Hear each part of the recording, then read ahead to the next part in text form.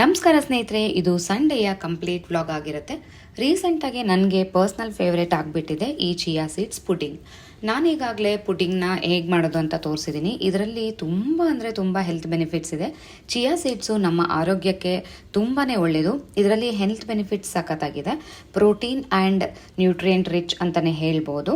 ಪ್ರತಿದಿನ ನಮ್ಮ ಬಾಡಿಗೆ 1 ಸ್ಪೂನಷ್ಟು ಚಿಯಾ ಸೀಡ್ಸ್ ಸೇರೋದ್ರಿಂದ ಹೆಲ್ತು ಚೆನ್ನಾಗಿ ಬ್ಯಾಲೆನ್ಸ್ ಆಗುತ್ತೆ. ಚಿಯಾ ಸೀಡ್ಸ್ ತಗೊಳ್ಳೋದ್ರಿಂದ ಹಾರ್ಟ್ ಹೆಲ್ತು ಚೆನ್ನಾಗಿರುತ್ತೆ, ಕೊಲೆಸ್ಟ್ರಾಲ್ ಲೆವೆಲ್ಸ್ ಕಮ್ಮಿ ಆಗುತ್ತೆ, ಬ್ಲಡ್ ಪ್ರೆಷರ್ ಲೆವೆಲ್ಸ್ ಕೂಡ ಕಮ್ಮಿ ಆಗುತ್ತೆ. 6 ತಿಂಗಳಾದಮೇಲೆ ಯಾವ ಮಗುಗಾದರೂ ನಾವು ಚಿಯಾ ಸೀಡ್ಸ್ನ ಕೊಡ್ಬೋದು. ಬಟ್ ವಯಸ್ಸನ್ನು ನೋಡಿಕೊಂಡು ಕ್ವಾಂಟಿಟಿ ಹೆಚ್ಚು ಕಮ್ಮಿ ಮಾಡ್ಕೋಬೇಕು. ನಮ್ಮ ವಯಸ್ಸಿಗೆ ನಾವು 1 ಸ್ಪೂನಷ್ಟು ಚಿಯಾ ಸೀಡ್ಸ್ ತಗೊಂಡ್ರೆ ತುಂಬಾ ಹೆಲ್ತಿಯಾಗಿ ಇರ್ಬೋದು. ಈ ಚಿಯಾ ಸೀಡ್ಸ್ನ ಇಡೀ ರಾತ್ರಿ ಹಾಲಲ್ಲಿ ನೆನೆಸ್ಬಿಟ್ಟಿದ್ದೀನಿ. 1 ಸ್ಪೂನಷ್ಟು ಚಿಯಾ ಸೀಡ್ಸ್ನ ನಾನು 1 ಗ್ಲಾಸಷ್ಟು ಮಿಲ್ಕಲ್ಲಿ ನೆನೆಸಿ ಫ್ರಿಜ್ ಒಳಗಡೆ ಇಟ್ಬಿಟ್ಟಿದ್ದೆ. ಬೆಳಗ್ಗೆ ಅದರಲ್ಲಿ ನಾವು ಯಾವ ಸ್ವೀಟ್ನರ್ ಆದರೂ ಯೂಸ್ ಮಾಡ್ಬೋದು. ನಾನು ಹನಿ ಹಾಕಿದ್ದೀನಿ. ನೀವು ಬೇಕಾದರೆ ಸಕ್ಕರೆ, ಬೆಲ್ಲ, ಡೇಟ್ ಸಿರಪ್ಪು, ಮ್ಯಾಪಲ್ ಸಿರಪ್ಪು ಯಾವುದಾದ್ರೂ ಯೂಸ್ ಮಾಡ್ಕೋಬೋದು.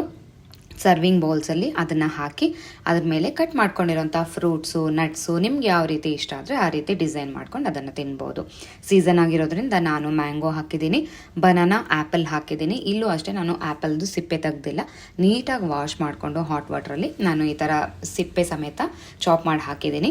ಇನ್ನು ಸ್ವಲ್ಪ ಸ್ವೀಟನ್ನು ಕೊಡೋಕ್ಕೆ ನಾನು ಡ್ರೈ ಗ್ರೇಪ್ಸು ಮತ್ತು ಬಾದಾಮಿನ ಸಣ್ಣ ಸಣ್ಣದಾಗಿ ತುಂಡು ಮಾಡಿಕೊಂಡು ಅದನ್ನು ಸಹ ಒಂದಷ್ಟು ಹಾಕಿ ಕೊಟ್ಟಿದ್ದೀನಿ. ಇದಕ್ಕೆ ನೀವು ಡ್ರ್ಯಾಗನ್ ಫ್ರೂಟು, ಪಂಪ್ಕಿನ್ ಸೀಡ್ಸು, ಗೋಡಂಬಿ ಏನಾದರೂ ಹಾಕ್ಕೋಬೋದು. ಇದನ್ನು ನೀವು ಯಾವ ರೀತಿ ಬೇಕಾದರೂ ಆ ರೀತಿ ಕಸ್ಟಮೈಸ್ ಮಾಡ್ಕೋಬೋದು.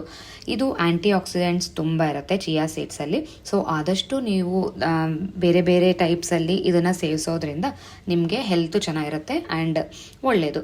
ಮತ್ತು ಈ ಚಿಯಾ ಸೀಡ್ಸ್ ಪುಡಿಂಗು 1 ಕಪ್ನಷ್ಟು ತಿಂದರೆ ನಮಗೆ ತುಂಬ ಹೊತ್ತು ಹಸಿವು ಅನ್ನೋದೇ ಇರೋದಿಲ್ಲ. ಸೊ ನಾವು ಜಂಕ್ ತಿನ್ನೋದು, ಬೇರೆ ಏನಾದರೂ ಫುಡ್ಸು ಇಂಟೇಕ್ ಮಾಡೋದು ಅವೆಲ್ಲನೂ ಅವಾಯ್ಡ್ ಆಗುತ್ತೆ.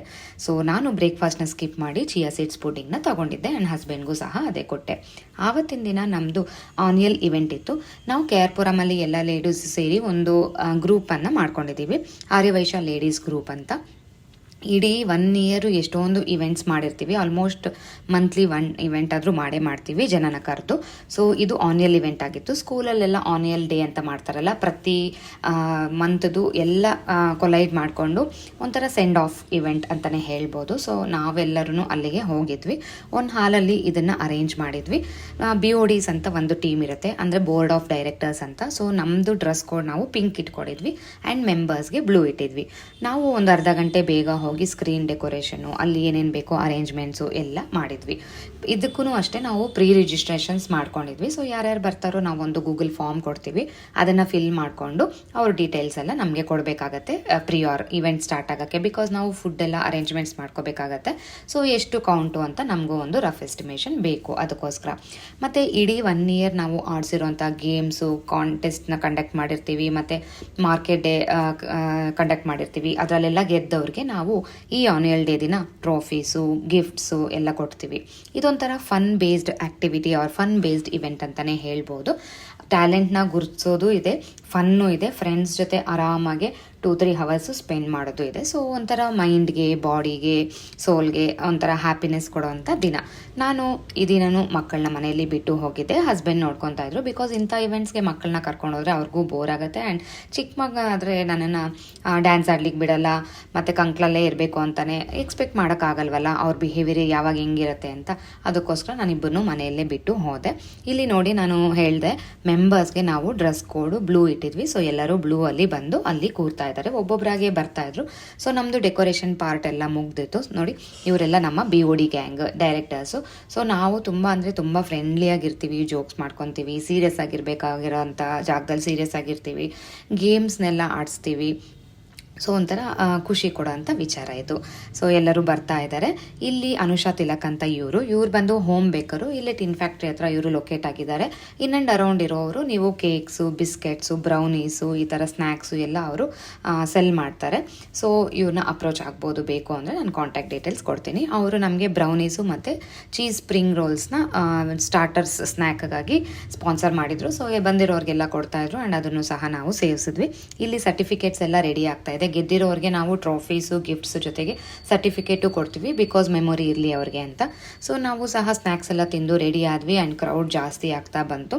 ಒಂದು ಅರ್ಧ ಮುಕ್ಕಾಲು ಗಂಟೆ ಇದನ್ನೆಲ್ಲ ನಾವು ಸೆಟಪ್ ಮಾಡಿಕೊಂಡು ಎಲ್ಲರೂ ಅಸೆಂಬಲ್ ಆಗಿ ಸ್ನ್ಯಾಕ್ಸ್ ಎಲ್ಲ ತಿಂದು ಎಲ್ಲ ಒಂದು ಅರ್ಧ ಮುಕ್ಕಾಲು ಗಂಟೆ ಆಯಿತು.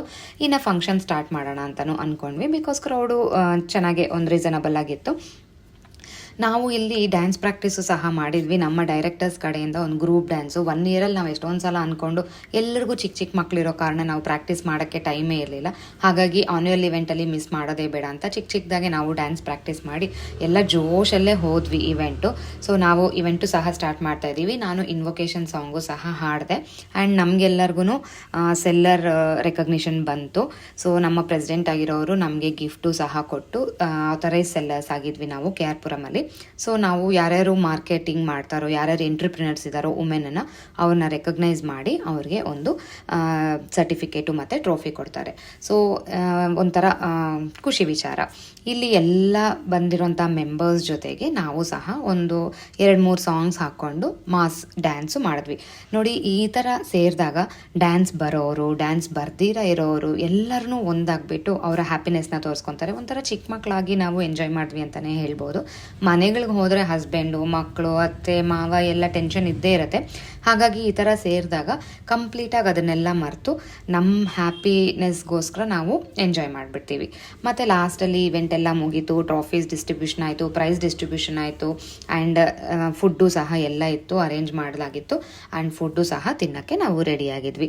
ನಾನು BOD ಡ್ಯಾನ್ಸ್ ಅಂತ ಹೇಳಿದ್ನಲ್ಲ, ಸೊ ಅದರಲ್ಲಿ ನಾವು ಈಗಿನ ಟ್ರೆಂಡಲ್ಲಿರೋಂಥ ಎಲ್ಲ ರೀಲ್ಸ್ನು ಒಬ್ಬೊಬ್ಬರು ಒಂದೊಂದು ರೀಲ್ ಮಾಡೋಣ ಅಂತ ಪ್ರಾಕ್ಟೀಸ್ ಮಾಡಿದ್ವಿ.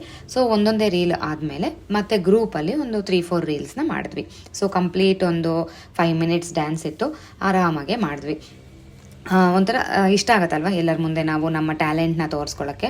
ನಾನು ಇನ್ವೊಕೇಶನ್ ಸಾಂಗ್ ಆಡಿದೆ, ಗ್ರೂಪ್ ಡ್ಯಾನ್ಸಲ್ಲಿ ಇದ್ದೆ, ಮತ್ತು ಸೆಲ್ಲರ್ದು ನನಗೆ ರೆಕಗ್ನಿಷನ್ ಸಿಕ್ತು. ಆಮೇಲೆ ಗೇಮ್ಸು ಸಹ ಆಡಿಸ್ದೆ, ಬಂದಿರೋ ಕ್ರೌಡ್ನ ಎಂಗೇಜ್ ಆಗಿಡೋಕ್ಕೆ ಆ್ಯಂಡ್ ಎಂಟರ್ಟೈನ್ ಮಾಡೋಕ್ಕೆ ನಾನು ಗೇಮ್ಸು ಸಹ ಆಡಿಸ್ದೆ, ಗ್ರೂಪ್ ಗೇಮ್ಸು. ಮತ್ತು ಇಲ್ಲಿ ನಾನು ಹೇಳ್ದಂಗೆ ಫುಡ್ಡು ಅರೇಂಜ್ ಆಗಿತ್ತು.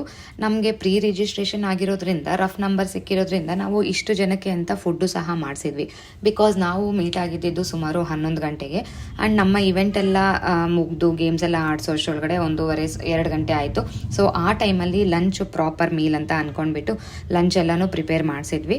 ಸೊ ಅಷ್ಟರೊಳಗಡೆ ನಮ್ಮ ಹಸ್ಬೆಂಡು ಮಗ ಗಲಾಟೆ ಮಾಡ್ತಾ ಇದ್ದಾನೆ ಅಂತ ಚಿಕ್ಕ ಮಗನ್ನ ಇಲ್ಲಿ ಕರ್ಕೊಂಡೆ ಬಂದುಬಿಟ್ರು. ನೀವು ನೋಡ್ಬೋದು, ಚಿಕ್ಕ ಮಗ ಲಾಸ್ಟ್ ಇವೆಂಟ್ ನಂದು, ಥ್ಯಾಂಕ್ ಗಾಡ್ ನಂದು ಡ್ಯಾನ್ಸ್ ಎಲ್ಲ ಆಗೋಯ್ತು, ಗೇಮ್ಸ್ ಎಲ್ಲ ಆಗೋಯ್ತು. ಸೊ ಅವನು ಡಿಸ್ಟರ್ಬ್ ಮಾಡಲಿಕ್ಕೆ ಅವ್ನಿಗೆ ಅವಕಾಶನೇ ಇಲ್ಲ. ಸೊ ಇಲ್ಲಿ ನಾನು ಅವನಿಗೂ ತಿನ್ನಿಸಿ ನಾವು BODಸು ಸಹ ಎಲ್ಲರೂ ಕೂತ್ಕೊಂಡು ತಿಂದು ಮುಗಿಸಿದ್ವಿ ಆ್ಯಂಡ್ ಮನೆಗೆ ಹ್ಯಾಪಿಯಾಗಿ ಹೋದ್ವಿ. ನನಗೆ ಅವತ್ತು ಟಯರ್ಡ್ ಆಗಿತ್ತು. ಹಿಂದಿನ ದಿನವೇ ಯೋಗ ಇದ್ದಿದ್ದರಿಂದ ಬಾಡಿ ಸ್ವಲ್ಪ ಟಯರ್ಡ್ ಆಗಿತ್ತು.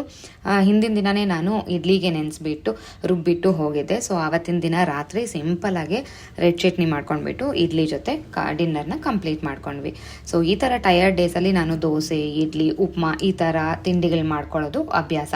ಏಕೆಂದರೆ ಬಾಡಿ ಟಯರ್ಡ್ ಆದಾಗ ಸಿಂಪಲ್ ಫುಡ್ನ ನಾವು ಚೆರಿಷ್ ಮಾಡ್ಬೋದು ಅಂತ ಆ್ಯಂಡ್ ತುಂಬ ಕೆಲಸನೂ ಬೇಕಾಗಿಲ್ಲ ಅಂತ. So hope you like this video friends. Thank you.